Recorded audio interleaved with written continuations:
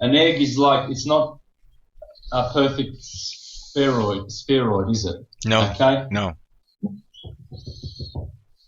That's because this will be 1 and this will be 5.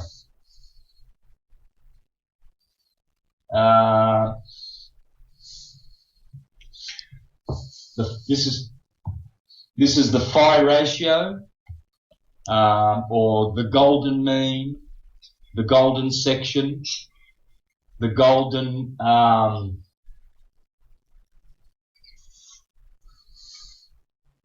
what was the other word? The golden section, the golden mean, the golden rule. Okay, all the ancients knew that every torus was not perfectly symmetrical. This was a 1 and this was 1.618. That's the ratio. So it's 1.618 larger at the top than it is at the bottom. Yep. And our solar system is like this. The outer shell is what they call the Kuiper belt. Right. So we're gonna actually connect up what the heliocentric model teaches with the true model, okay, and show how they have used in their descriptions a wrong model. Okay, but they are using certain parts of the cosmos, only they just can't explain it properly. If they actually do know that we live in one of these. Okay, now in the Jewish system, it's 10 concentric. So what we have is another one inside, and then the Earth is in the middle, intersecting like this on a flat plane. Okay, and in the middle is this tree. Bol means tree. Arbol. Wow, I love that. Arbol, tree. Okay, now this tree here is in the middle. So what I'm going to do in a minute is I'm going to make this bigger, and we're going to do these concentric rings, and we're going to work out exactly how our cosmology really, truly is. And what we'll find is, what we've got here is, this is the dome and the firmament that is spoken of, both in astrology. Here it acknowledges the firmament, okay?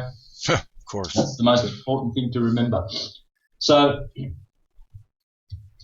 at the North Pole, in the center of the Earth, is a tree. It's the Yggdrasil tree. The what? And in many cosmologies, the sun is circling around that tree. It's a magnetic mountain, Mount Meru, okay? Yep. And this is how all atoms are. All is atom.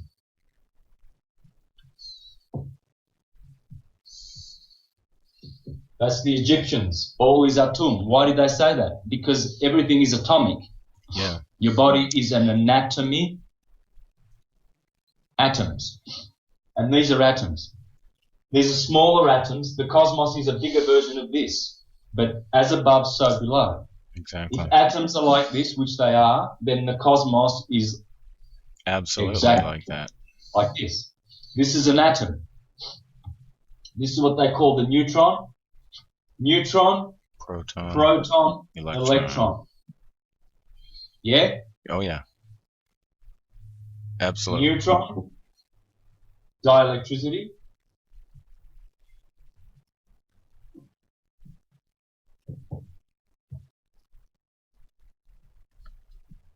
Oh, yeah. Proton, when the energy comes from the counterspatial point here and creates time and space, bubble, a time and space bubble,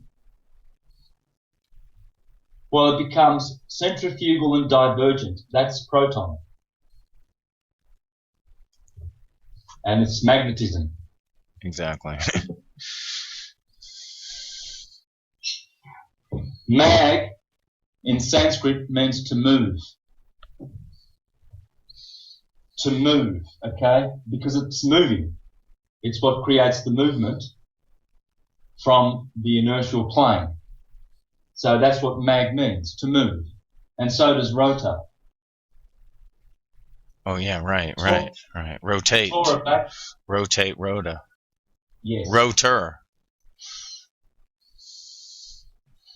All of it. This is the wheel.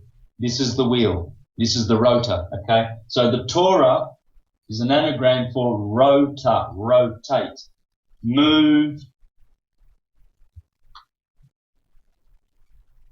rotate. There's a rotating field here. It's called electromagnetic retardation or Lemua frequency. Now, every hyperboloid torus is a reciprocating precessional hyperboloid torus because there is a rate of precession in here. It's electromagnetic retardation. And the reciprocation is this. Every torus field reciprocates like this, but it precesses as it goes around like that. So it's doing this and it's precessing as it's going around. Huh. Very cool. Okay, thank you to Ken Wheeler. These are called, the proper name of these is reciprocating precessional hyperboloid toruses. And this, our cosmos, is doing this. Okay? Now, the Jewish system, in the Jewish system, and the bottom one here, so we had electrons. Electricity. There it is. The byproduct. Dielectricity. Magnetism. Neutron. Yep. Magnetism is the proton. Yep. Electricity is the electron. L.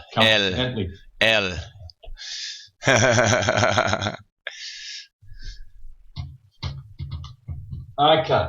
So, in the Jewish system, they teach that there are 10 spheres.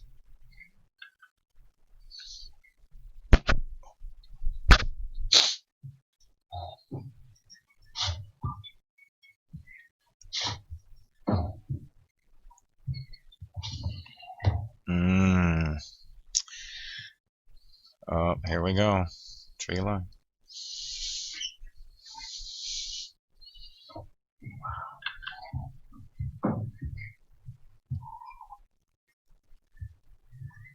Here we have Kether, which is ether. Oh, got that wrong.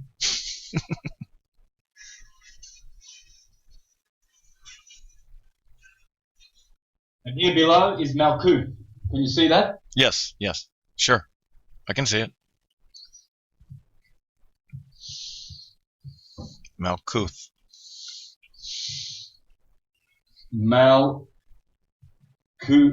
Malkuth. This is Earth.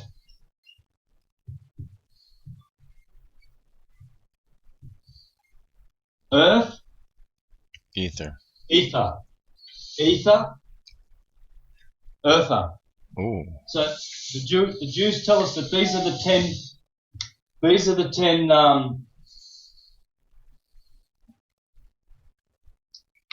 10 spheres that we live inside of, okay? And it's projected from God, from the Ein Sof, the Kether, and then as it goes through all of these are actually, if the Earth is here, then this is the Moon, this is Mercury, Venus, the Sun, that's the heart chakra, by the way. These are all the 7 chakras. Crown chakra, Kronos, Kether. Pineal gland, third eye, throat chakra, heart chakra, solar plexus, sacrum, the sacral plexus, and the root, and the base chakra. The root. So this is the 7-headed beast with 10 horns in the Bible, in Revelation. 7 chakras, and three of them are polarized. The solar plexus is polarized because it's got moon and sun energy. The throat chakra is polarized, and the third eye is polarized. Huh. So what you've got here is Moon, Mercury, Venus, Sun, Mars, Jupiter, Saturn, Uranus, Neptune, and they are in your hand. You see you have 10 hands because man, Adam or Aten, has 10 hands. Aten, Adam, Atum, all the same word. All is atom. So, when you put your thumb up like this, you give thumbs up, that's ether. Because there's the Kabbalistic tree there, okay? So you've got ether and earther. When you do a mudra and you're meditating and you do this, you are earthing, okay? And you always touch the thumb with your fingers. The thumb is the ether, thumbs up. And so as you go down, you go through the elements. Ether, fire, air, water, where you put your ring finger, watery emotions for your loved one, and earth, ether to earther. So this is in our body, and it's the tree of life, the 7 chakras, which has 10 horns, the 7-headed beast with 10 horns. Okay? So they have put this in their Kabbalistic tree in this particular order. But the order, as we will see, and harmonizes with astrology, is exactly in this order. Earth is geocentric at the bottom. Can you see that now? Yes, sir. Oh, yeah. Okay. Yep. So, yep. And the next sphere is the moon, then Mercury, then Venus. And those are the 3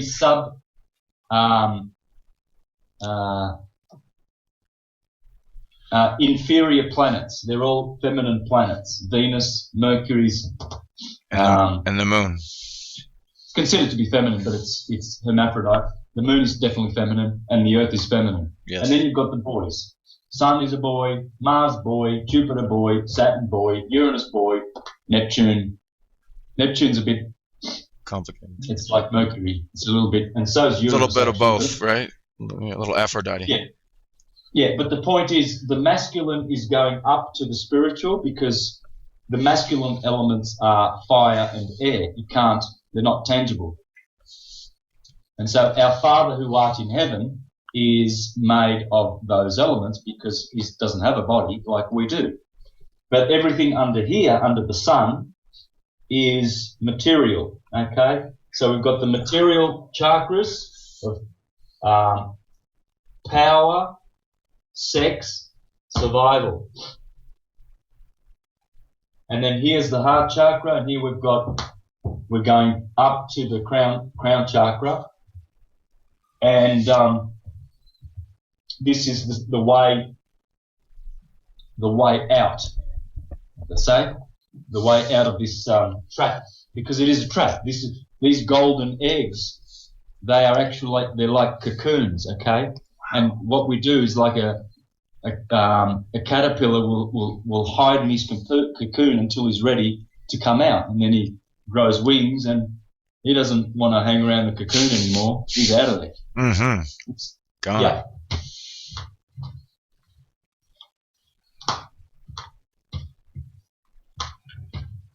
So what we're going to do is we're going to make a stationary horizontal plane Earth, which it is, and then we're going to put a tree, Mount Meru, in the middle of the garden. Beautiful. Shall we? Absolutely. Yes. All right. Well, let's do that then.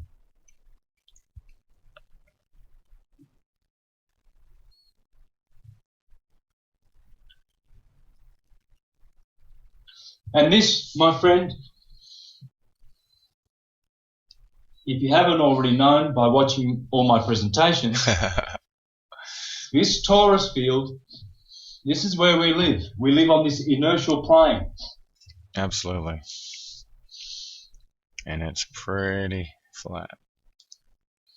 Plane of inertia, Sure. which is the planet of Earth. Earth. Yep. Okay? Terrestrial. The planet, it's a plane, so we need to put this here, little hyphen. The planet, the plane of inertia is the planet of Earth. Now, I think I've just got to go and check. There's someone coming up the door, up the drive to my door. Sure. I'll be 1 minute. Sure.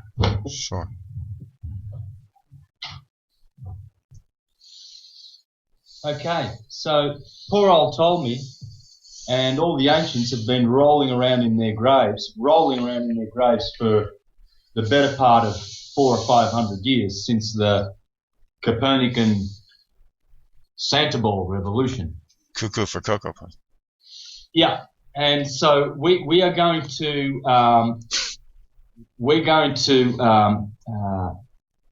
bring the Ptolemaic geocentric system back. This is it. This is what Europe was founded on. Remember, it's very important to remember, all listeners, okay?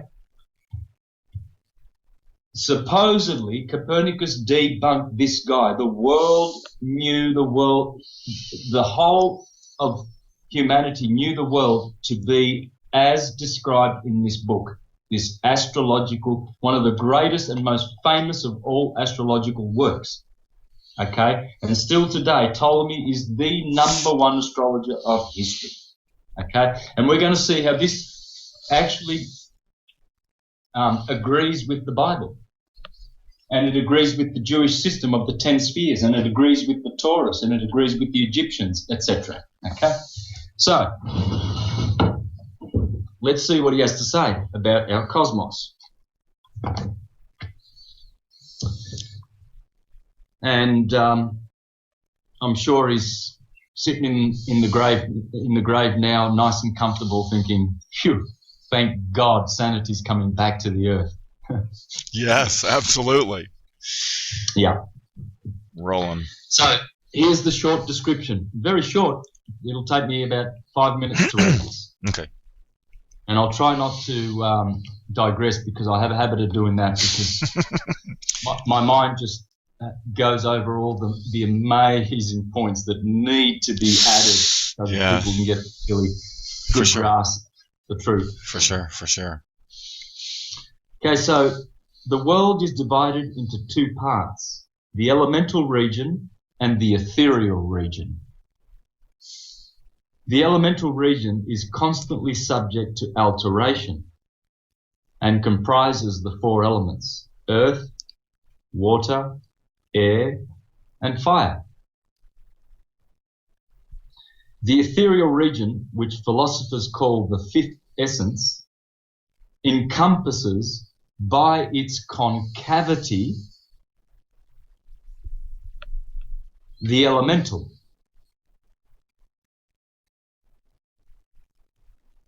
Concavity. Its substance remains always unvaried and consists of 10 spheres, of which the greater one always spherically environs the next smaller, and so on in consecutive order.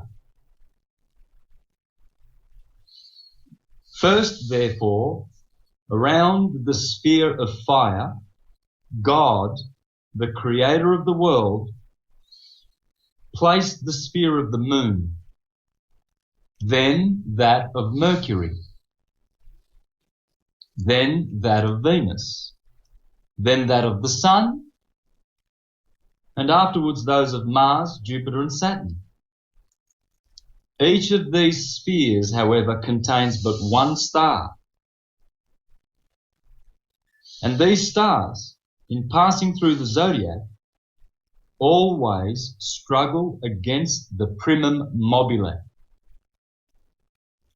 Well, the primum mobile is the 10th sphere. We've just read about 7, and we're going to come to the 8th and the 9th. The primum mobile is saying that all these planets, everything is struggling against the first motion. Primum mobile, which is the dome above our heads, it's everything is struggling against it. Okay, it's like the shell of the egg. So if you look at it, if you look at an egg,